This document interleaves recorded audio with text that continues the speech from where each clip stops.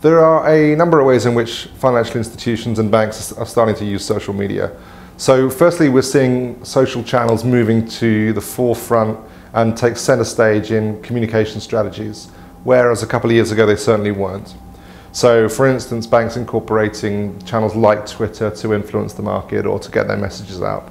Secondly, we're seeing institutions start to gather and interrogate the vast amount of information out there on social channels to see if that can help them make better trading decisions.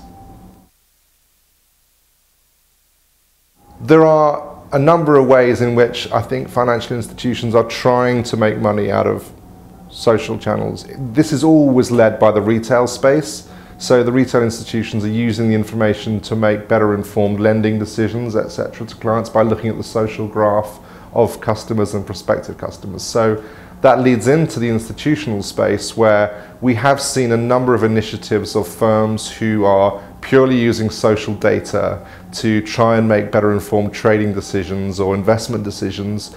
As to whether anyone's doing that effectively or it's just posturing, I think the consensus generally is at the moment that it's a lot of positioning around it and people getting on the bandwagon of social. So we're not seeing firms make money out of it yet, but there's certainly enough R&D going on in this space that we're going to see that soon. So there are a number of firms that have taken a very strong position at the forefront of several aspects of social media and financial services. The social trading firms on the retail side, some of them have adopted models where you can follow key traders and see what's happening and use social data to help inform your decisions. So companies like Oanda and StockTwits are really at the forefront of that type of movement.